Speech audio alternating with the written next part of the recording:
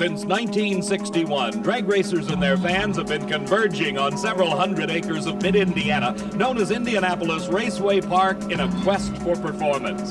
Those attending the 29th running of the world's largest drag race, the U.S. Nationals, have not been disappointed. The hottest car all season, Gary Beck, shattered the Top Fuel track record, posting a 5.50-second elapsed time. The fiberglass-bodied funny cars were not to be denied in the performance category. Kenny Bernstein set low elapsed time, closely followed by defending champ Billy Meyer, along with previous winners Raymond Beadle, Don Prudhomme, and Tom McEwen. For the first time ever, all 16 cars qualified under the 6-second barrier and were so evenly matched that only 16/100ths of a second separates the field. Undoubtedly, the biggest story thus far is the defending Top Fuel champion and 3-time world champion, Shirley Muldowney. On a qualifying run earlier in the event, Shirley ran into problems.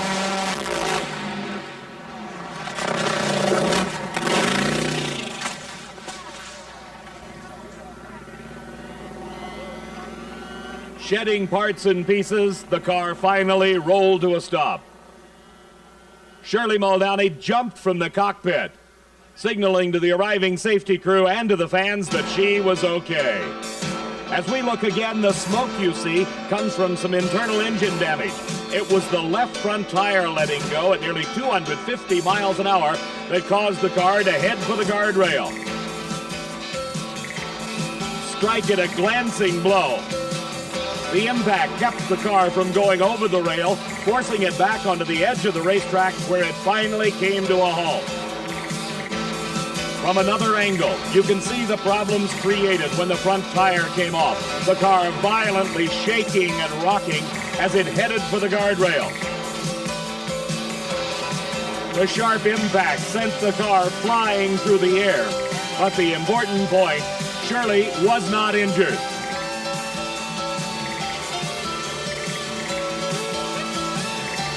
Displaying great composure, Shirley was surrounded by many concerned people. Steve Evans joined them. You okay? Yeah. I'm really fine. Lost a left front tire or wheel or something. Tire, I guess. Shirley, an incredible job at driving. You okay? Just got lucky, Steve, that's all. Just got lucky. Good racetrack, good conditions, guardrails where it's supposed to be. I hope we can fix it, but I don't think so. I don't think it's quite that bad when you get to looking at it, and you've got an awfully talented crew. That's about the worst experience that I can recall you having. That was the hardest I've ever hit.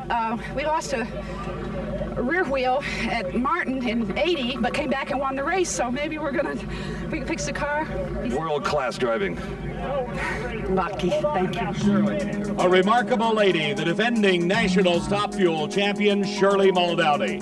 Shirley's crew chief, Ron Tobler, and son John Muldowney picked up the pieces and headed back to the pit area to survey the damage. The car was totally dismantled, every part checked thoroughly. The front end pieces were replaceable. Just bolt on new ones, mount new wheels and tires. The major problem was with the chassis itself. The right rear tire took the bulk of the impact in the crash, moving the chassis out of alignment by almost 1.5 inches. The Muldowney camp moved to a nearby race car fabrication shop for repairs. Shirley had qualified on the run. The rules called for her to run the same car in eliminations. The constructor of Shirley's race car, Al Swindle, flew in from Washington State to assist Ron Tobler and John Muldowney with the repairs. Heating the chassis in 17 different spots, the crew applied the needed pressure at just the right points to bring the tubular chassis back into perfect alignment. The repairs were carried out with such precision that Shirley was back on the racetrack on the final day of qualifying for a checkout run. Shirley must have had the problems of the accident and the repairs on her mind as she approached the starting line.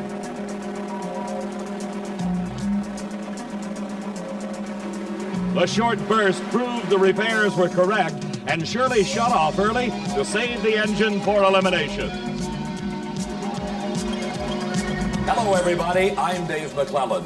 I'm at Race Control Central here at Indianapolis Raceway Park, and you can feel the sense of excitement in this overflow crowd as we get set for the final eliminations of the running of the world's largest drag race, the 29th annual NHRA U.S. Nationals. For the first time in history, $1 million purse has been posted, and over 1,000 racers started qualifying 4 days ago just for the right to race in today's finals.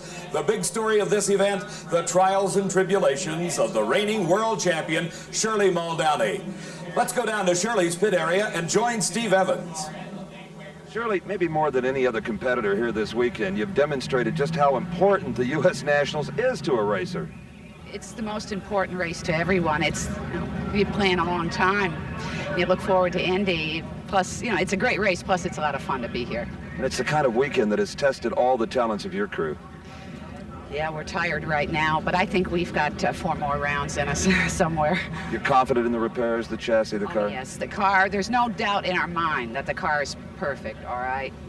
We had a few motor problems yesterday. Our head work wasn't done correctly, so we made the necessary corrections and changes, and hopefully it'll be good to us. We started it this morning, and it sounded just as good as any car in the pit, so I'm very optimistic. The 29th annual U.S. Nationals is being brought to you by Budweiser, the king of beers and proud sponsor of the U.S. Olympic team. For all you do, this Bud's for you. And by Brute. Make every day your Brute Day with Brute by Fabergé. And by Goodyear, makers of Eagle high-performance radials and Wrangler all-season radials for light trucks. The U.S. Nationals. We'll be right back.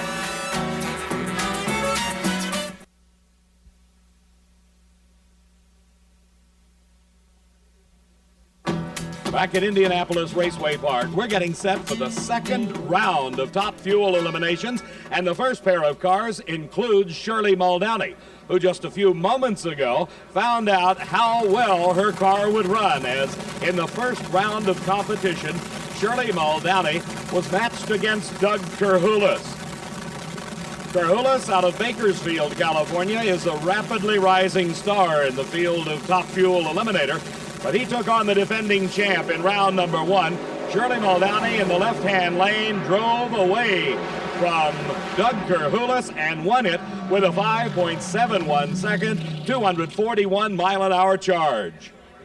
Well, Shirley, you can put all the problems of the weekend behind you now. Yeah, I think so. Now we have to just tune the car up, and it seemed like it might have been a little bit rich to me. It was a little lazy coming into the lights, but I don't know. We just got to look at it and see. Well, a 5.71, a very respectable elapsed time. Decent. That's what we qualified with. 1 round to qualify, so we're happy. We're just happy to be here, Steve. Shirley would love to duplicate that 5.71 second elapsed time, as one of her strong competitors, Richard Tharp, is in the lane beside her, a former national champion, winning this event back in 1976, driving for the team of Kilpatrick and Cannell, Dallas, Texas, his home base. Shirley Muldowney calls Mount Clemens, Michigan home. In the first round, Tharp had a slightly better elapsed time. He's got to be considered somewhat of a favorite over Shirley, even though she is the defending champion. Concentrating on the starting line, both cars leave together, and something goes wrong with Shirley's car, and it's an easy run for Richard Tharp. He doesn't back off too much, though. He runs a 5.73 elapsed time, while Shirley just coasts through the timing traps at the end of the quarter-mile racing surface.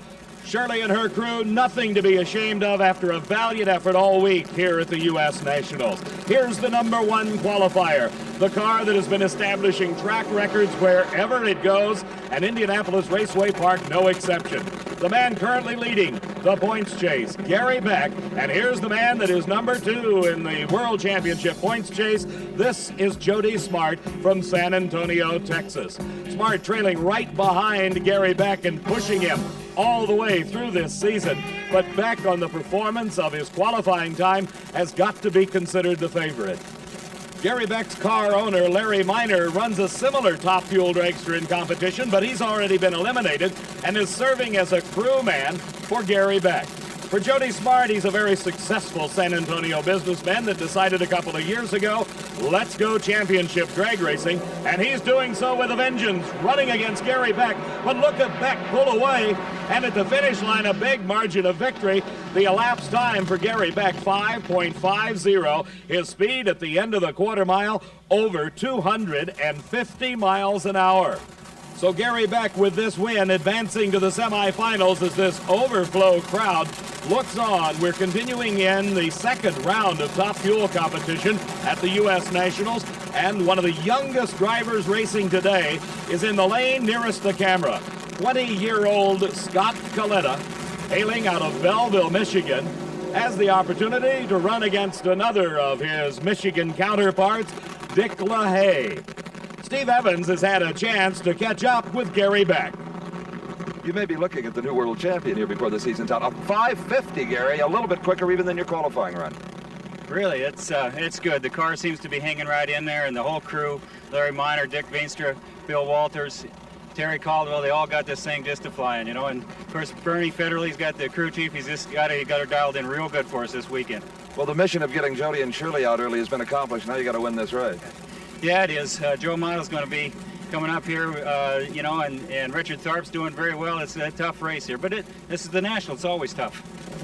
Gary knows how tough this Nationals field can be, as he won this event 2 times before, back-to-back, in 1972 and 1973. On the starting line, young Scott Coletta is getting set for his second round race. Coletta, 20 years old, is the son of longtime drag racer Connie Coletta. He hails from Belleville, Michigan. While Lansing, Michigan is not far away, Dick LaHaye, a strong competitor and a good friend of the Colettas. But here on the starting line, LaHaye figures it's my race to win, and Coletta says, I'm going to try to stop you. Both cars with their nitro-burning race engines capable of putting out over 2,500 horsepower can cover a quarter mile in well less than 6 seconds at speeds over 250 miles an hour. A great deal of concentration has to be used at the starting line because an advantage there can turn into a distinct win at the finish line. Scott Coletta off ahead of Dick LaHaye, who runs into problems. And the 20-year-old Coletta goes into the semifinals with a fine 5.73. His speed over 241 miles an hour. LaHaye just coasting to a stop as he had problems right off the starting line. The next pair of cars, their engines running, coming out of the water, is Gene Snow doing the burnout that every car in competition performs. His competition, Joe Amato. Down at the far end of the racetrack, our most recent winner has had a chance to come to a stop. Let's go down to Scott Coletta. 20-year-old Scott Coletta doing this well at the U.S. Nationals has got to be a dream come true, man. You're going into the third round. I'm telling you, it's nice. You know, I owe it to Dad. How'd the car feel to you? Yeah, it's a lot better. The lane got it to hook up this time, and it shook a little bit, but we played with the gear ratio a little bit, so I think now we can make some more power with it now it's hooking up. And one thing you're doing this weekend, though, where you've had problems, is keeping the motor together. It's not oiling, you're not breaking apart. Scott Coletta trying to keep all the secrets there in the Coletta camp. One of the rising new stars of championship drag racing, 20-year-old Scott Coletta, now in the semifinals. This is an established star with his lovely wife Jerry helping him back up, is Joe Amato, winner of 3 Top Fuel Championship races thus far this season. Amato would love to add the U.S. Nationals to his credit. From Old Forge, Pennsylvania, a former alcohol racer moving into the nitro ranks. Racing against him from Fort Worth, Texas, the fabulous snowman, Gene Snow. Longtime drag racer, used to run the funny cars, the Snowman series of cars. Dropped out for a couple of years, formed his own business, an oil company, and got one of the best Top Fuel dragsters going. He calls it the Black Gold Special.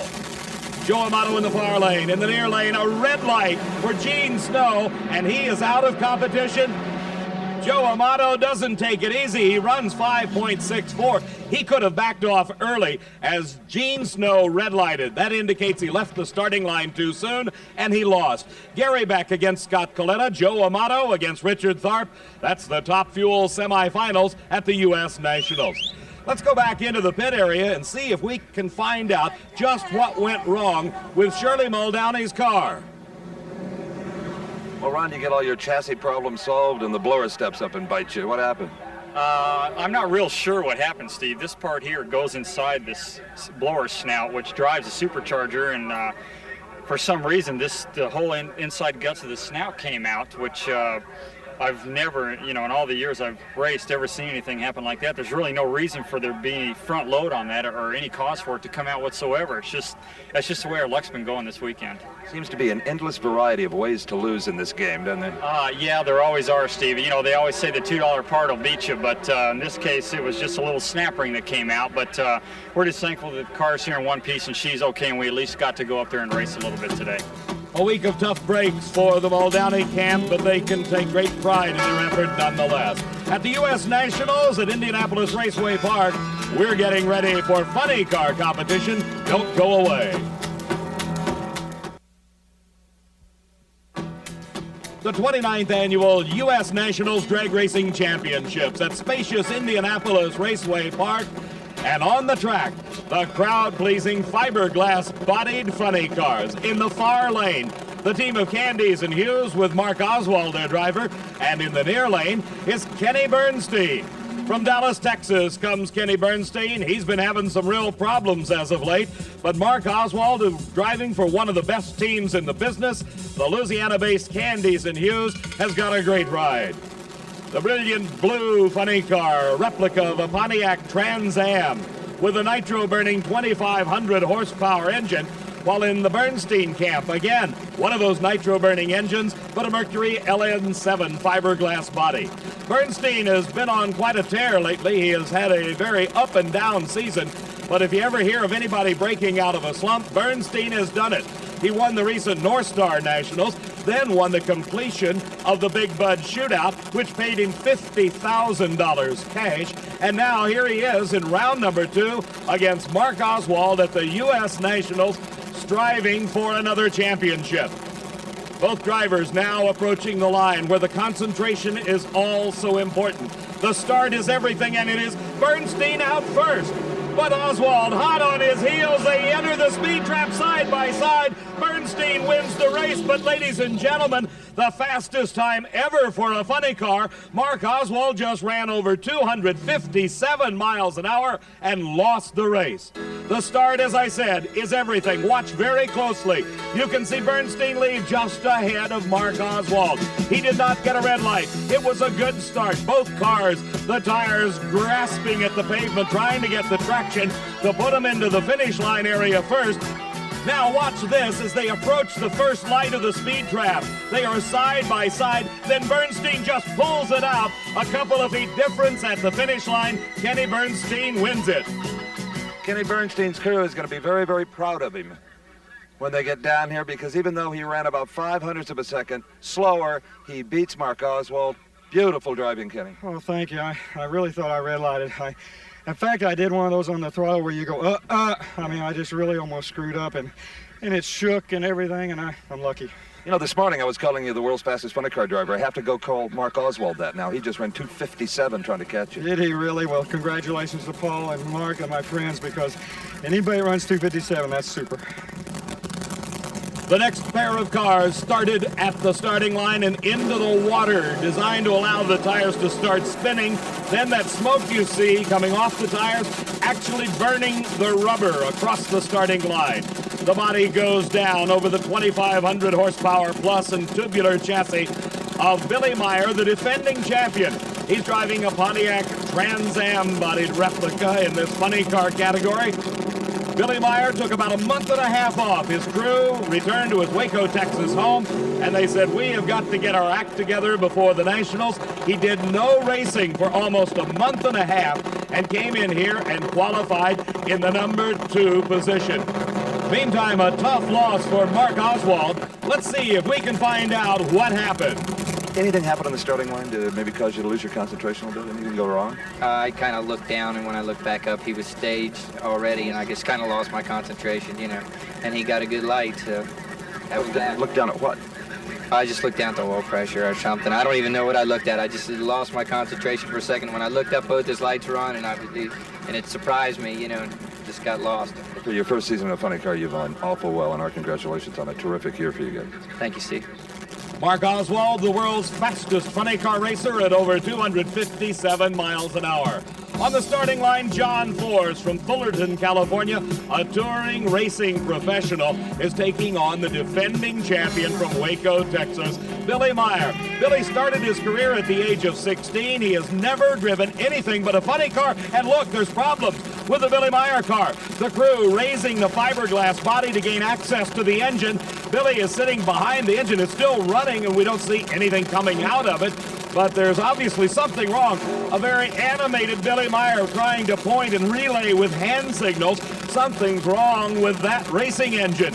The crew looking over the fuel lines.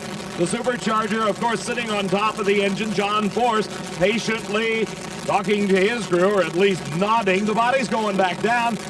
Starter Buster Couch checks it to make sure it's A-OK and hooked at the front. And Billy Meyer, your number 2 qualifier, has got problems. If Mark Oswald lost his concentration by looking at his oil pressure, think what Billy Meyer's going through right now. He smokes the tires off the line. John Force, a little loss of traction, but he recovers quickly. And John Force wins the race, 5.90 seconds at a speed over 236 miles an hour. But the number 2 qualifier, Billy Meyer, even in defeat, has proven something to himself and to his crew that they are on the road back. The defending champion going out here in the second round of racing at the U.S. Nationals at Indianapolis Raceway Park. The funny cars, the true crowd pleasers as our next pair. The engine's already started and the tires are smoking. Let's go down and talk to John Force. Well, John Force powers his way past Billy Meyer and into the semifinals. Good weekend for you so far, John. Well, I think it hurt itself there. I heard some noises. It wasn't a rod or nothing, but a valve broke or something, or a push rod or a spring or something. But yeah, Myers had trouble up there, and it just gave me a little time, you know, to do a little thinking about that tree. You know, I think, Steve, that tree's my biggest enemy. It scares me more than any racer I've ever raced, more than Prudhomme, more than McEwen. But I got me a little friendly deal going. And that tree will just hang on a little bit better. We'll share the money here. Well, John Force has had his share of problems with the Christmas tree. Either he's too early in red lights or he's too late and the competition wins. But he seems right on target at this 29th annual U.S. Nationals. Another racer that's right on target is the driver of the Mercury LN7 bodied car, Tom Anderson. The team of Alan Aronek and Jim Ouimet have a great driver in the Macedon, New York-based Tom Anderson. He'll be racing against another East Coast stalwart, Al Segrini from southeastern Massachusetts, who in the first round of competition drew the toughest nitro racer of them all, Don the Snake Prudhomme. Prudhomme from Granada Hills, California, has won more national titles at the wheel of a nitro-burning funny car or dragster in the history of the sport, and what a race it was. As Don Prudhomme with the lead, and then a small fire, the engine lets go. Segrini burned some pistons and won the race at 5.97 seconds, and Prudhomme went out in round number 1. As we watch again, the two cars are just like they're locked together when they leave the starting line. Don Prudhomme and Al Segrini. Prudhomme losing traction just a little bit. And now, as they near the timing traps, the smoke starting to come out of the right-hand side of Prudhomme's car, and then the fire erupts, and Segrini sneaks by with a 5.97 to Prudhomme's losing 5.96 seconds.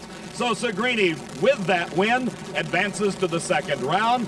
He is in the far lane of the racetrack. He is against Tom Anderson, who is approaching the starting line in the near lane.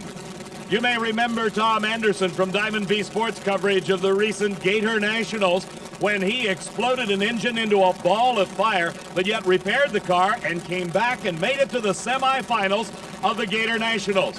But that's all behind him now. On the starting line, his opponent is Al Segrini, one of the toughest in the business. Segrini goes up in smoke. Tom Anderson streaks for the finish line, and Segrini is out of the race, losing the traction, giving the win to Tom Anderson at 6.09 seconds. His speed over 241 miles an hour, and if you're going to fall off the pace a little bit, the time to do it is when your competition goes up in smoke. The next pair of cars include the reigning world champion, Frank Hawley, driving the famed Chi-Town Hustler against the feared Blue Max of Raymond Beadle. Beadle used the last qualifying attempt available to him just to make this program. There have been some who say that his expansion into a NASCAR team and into a sprint car team has hurt his drag racing efforts, but his qualifying time reflects that the Blue Max is back and with a vengeance. When you couple his recent win at the NHRA Spring Nationals and his qualifying effort here, Raymond Beadle's drag racing effort is coming right up to par with the entire Blue Max operation. Frank Hawley, the Canadian driver, won the first 3 national events in a row this season, and he has a leg up and is leading the points chase this year for that world champion title. Raymond Beadle is familiar with the world championship. He won it 3 years in a row.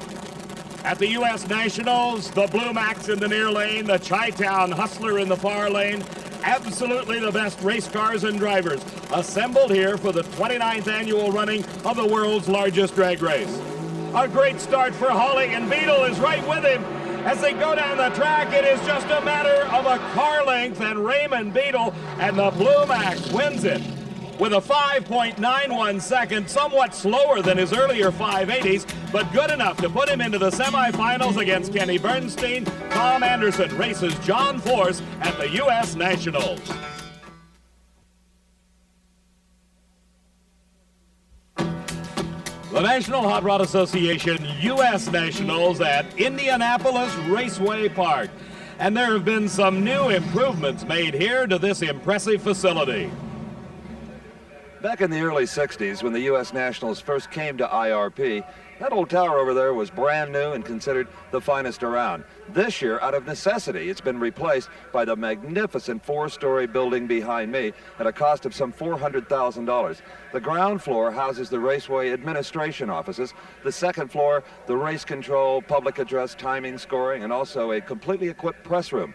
The top 2 floors are luxurious VIP suites for important corporate sponsors, and the top is just an ideal vantage point on the observation deck. I guarantee you, this one is the finest around. In a ceremony earlier today and a surprise announcement, Wally and Barbara Parks were honored as the new tower facility was dedicated as Parks Tower at IRP. Wally Parks, back in the early 50s, conceiving, creating, and founding the National Hot Rod Association. NHRA, the sanctioning body for this U.S. Nationals, has a number of different eliminator categories, and the Sportsman racing that was conducted here at the U.S. Nationals saw in stock eliminator Mark Wilson of Waldo, Florida, against Sammy Pizzolato of Houma, Louisiana. Pizzolato with a red light, Mark Wilson, your stock eliminator champ. In Super Stock Eliminator, Fred Neal in the near lane and Jimmy Bridges in the far lane. A red light for Jimmy Bridges, the automatic win for Fred Neal.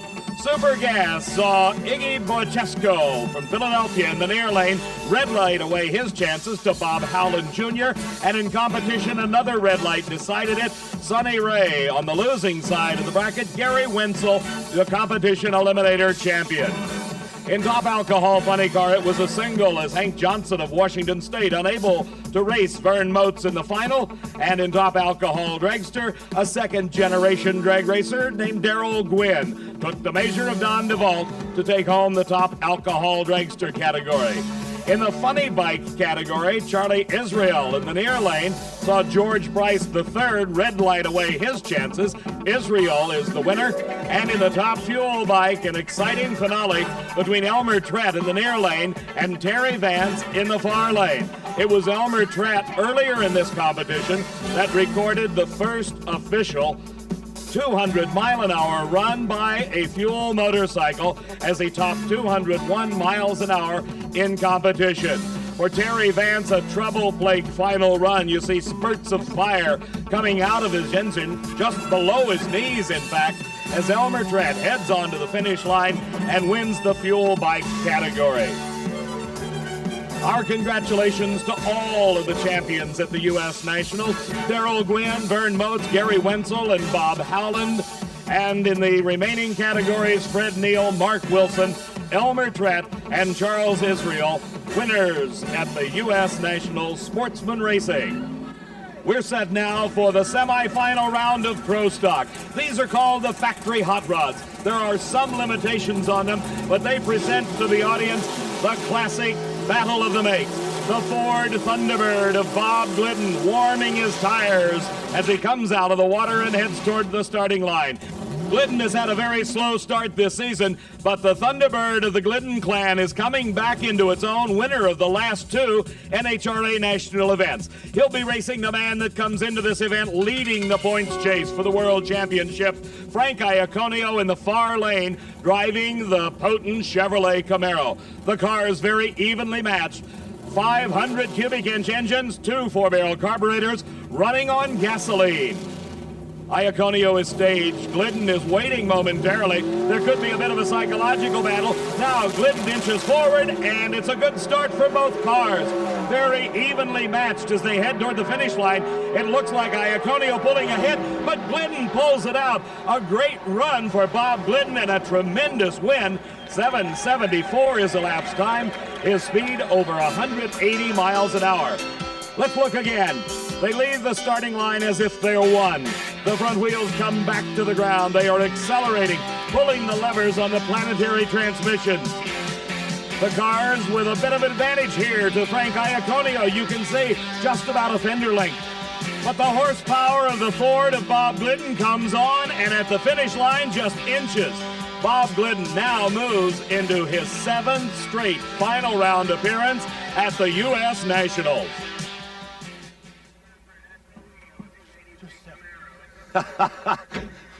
Bob Glidden want to run over and have a chat with Iaconio. They're shaking hands. Good. These two have had some pretty fierce wars on the starting line. You never know what that confrontation could have been. You didn't let him rush you this time.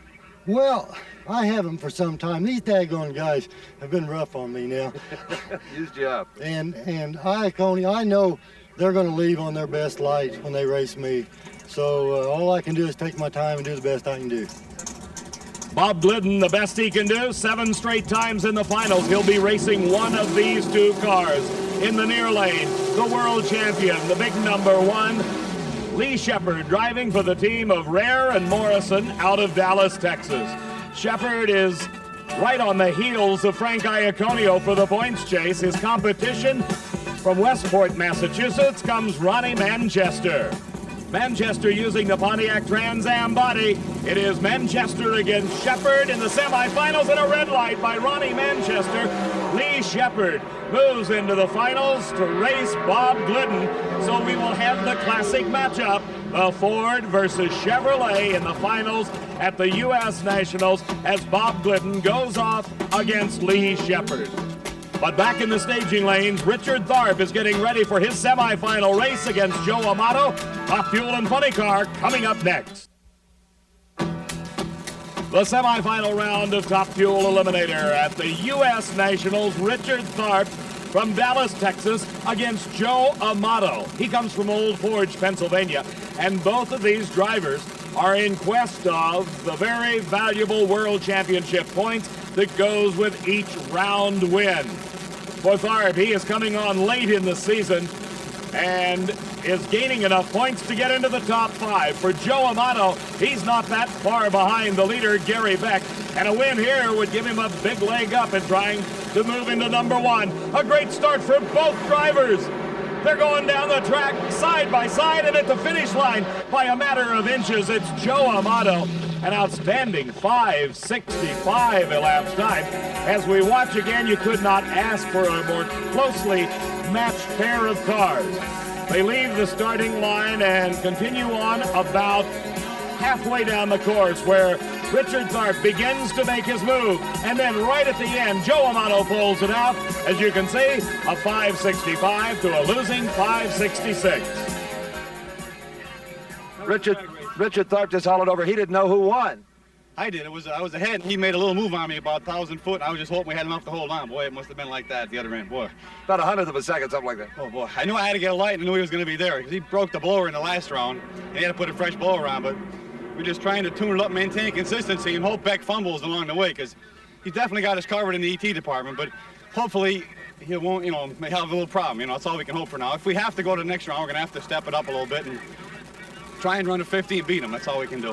4th consecutive race that Joe Amato has gone into the final round. Let's go back to the starting line and find out who his opponent is going to be.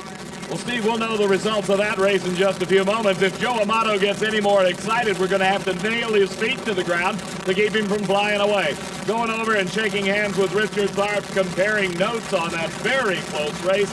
but it is Joe Amato in the finals of his 4th consecutive race. What a match we have here. Gary Beck leading the points chase. He's been the hottest car all season. He won this race twice before, and young Scott Coletta, the 20-year-old rising star, a valiant effort. But for Gary Beck, a big win as now he continues on in competition. 5.58 his elapsed time, and that will give him lane choice in the final. The racer with a lower elapsed time gets the choice. It will be Gary Beck having lane choice over Joe Amato. On the starting line, the crew's waiting the word to start the engines in the Funny Car semifinals. Kenny Bernstein against his Dallas, Texas good friend Raymond Beadle, the body being lowered down on Kenny's Funny Car, the Mercury body, while Raymond Beadle going through the same procedure. Steve is with Gary Beck. This is really for more than the U.S. Nationals. It could mean the World Championship this week. Well, interestingly enough, it wasn't that long ago, Joe and his wife were in my backyard having a barbecue. We talked about racing in the finals at Indy, and we're just going to do it. There's your finalists. Joe Amato, Gary Beck. Gonna be a beauty. A very animated Gary Beck, quite happy, a somewhat dejected but yet very proud Scott Coletta at the age of 20, going to the semifinals of the most prestigious race of them all, the U.S. Nationals. This is the semifinals of Funny Car. Raymond Beadle from Dallas, Texas. His good friend Kenny Bernstein in the far lane, also from Dallas, Texas. This is what they call Texas Thunder, the 2,500 horsepower nitro-burning engines. The staging lights are lit and both drivers are ready for the green light. A good start. It's anybody's race at this point. And at the finish line by a half a car length, Kenny Bernstein moves into the finals for the 2nd straight national event in a row. A 5.90 and an outstanding speed over 254 miles an hour. The next car's already started. John Force from Torrance, California is rolling into the water. John in the semifinal round here must win this race to have the right to meet Kenny Bernstein in the finals. Bernstein has been on quite a roll over the last few weeks. Kenny Bernstein's first words coming out of the car, that was a drag race. And that it was as Raymond Beadle comes over and congratulates his old friend. Kenny Bernstein with a 590 goes into the Funny Car final. And you want a little perk, want a little bonus here? You backed up the official national record. Right. The speed, 254. All right, super. That was nice coming. Doesn't pay anything, but it looks good in the book. Ain't nothing, but that's all right. We'll take it. That was a race. I mean, a race. I knew it was just right there. What can I say? It's going good. One more time, Steve. One more, I hope. You were right on the light again, too. Well, I don't know. Maybe the vitamins I took this morning, huh? I don't know. A very happy Kenny Bernstein. That record that Steve is talking about was a 254-mile-an-hour run set earlier by Bernstein in qualifying. Here's the car of Alan Aronek and Jim Ouimet. Tom Anderson is the driver. He is racing John Force, about as far apart across the country as you can get. From New York State to California, they all assemble at Indianapolis Raceway Park for the U.S. Nationals. And John Force bit by the Christmas tree ever so slightly again as Tommy Anderson, a tremendous start for Anderson, and it paid off at the finish line. Look at the time, 5.86 seconds. He'll have lane choice as he goes into the final against Kenny Bernstein here at the U.S. Nationals. At the U.S. Nationals, a lovely lady and her pet looking on as we get set for the finals in Pro Stock, Funny Car, and Top Fuel. Our first match, the Chevrolet of Lee Shepard, the Ford of Bob Glidden. This is Pro Stock, and this is where the crowd has a chance to root on their favorite. If you drive a Chevrolet, you've got to be thinking about Lee Shepard, the reigning world champion, the team of Rare and Morrison, one of the most successful combinations ever in the sport of drag racing. He is racing an even more successful competitor. Bob Glidden has won 38 national titles in his long career. He is appearing at the U.S. Nationals finals for the 7th consecutive year. Bob Glidden driving the new 83 Ford Thunderbird with a Ford shotgun Hemi for power, 500 cubic inches of Ford, 500 cubic inches of Chevrolet. The cars, 2,350 pounds each with the driver. That's the least they can weigh. and we're into a bit of a staging battle. You heard Glidden talking about it earlier, not getting rushed by Iaconio.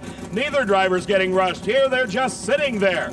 The starter, Buster Couch, looking at each driver, trying to figure out how long can they sit there before he says he's doing it now. He's saying, now's the time, gentlemen. Let's bring him to the line. All the psychological play is over. It is Shepard moving in first. Now, here comes Bob Glidden. The RPMs go up, and it's a great start.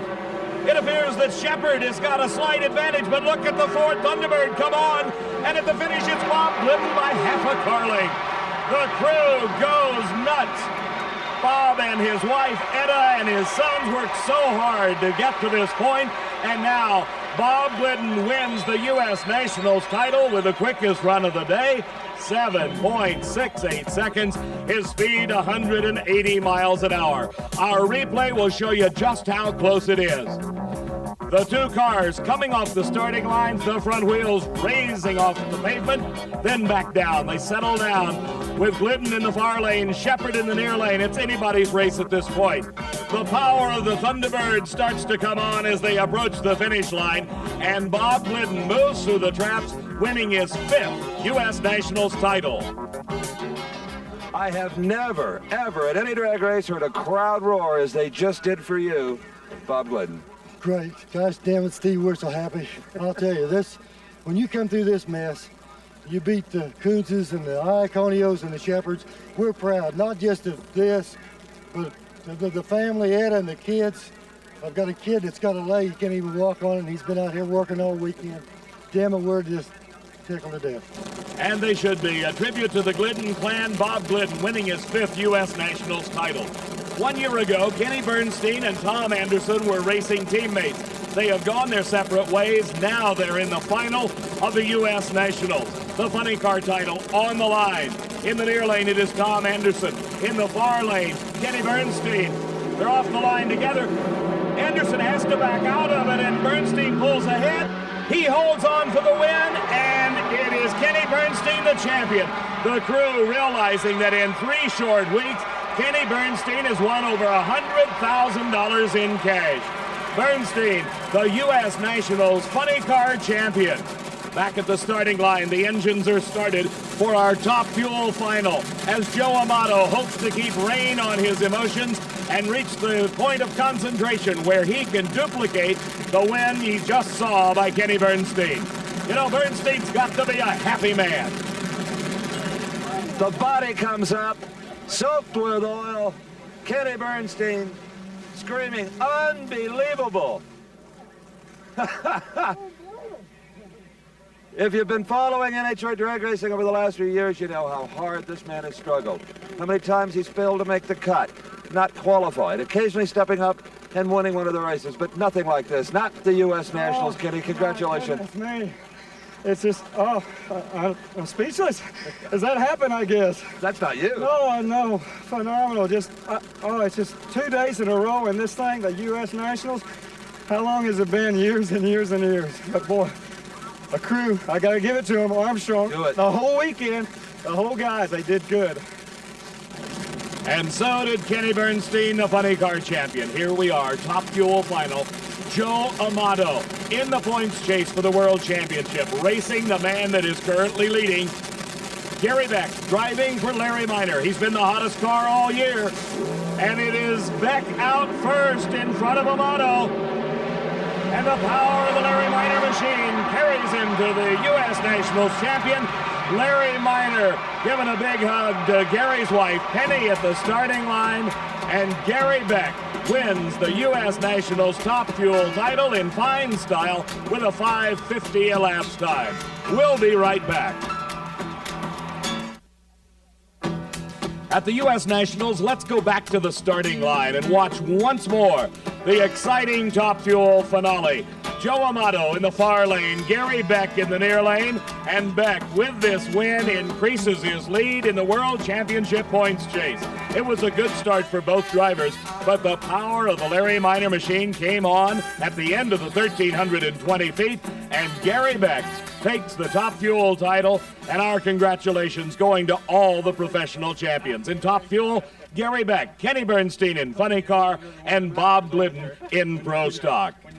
These three champions head the list of winners that took home the lion's share of drag racing's first ever $1 million purse. For Steve Evans, I'm Dave McClellan saying so long from the U.S. Nationals. Brought to you by Goodyear, makers of Wrangler all-season radials for light trucks and Eagle high-performance radials.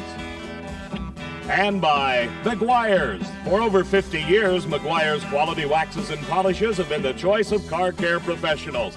And by Motorcraft, quality parts for all makes of cars. Motorcraft exceeds the need.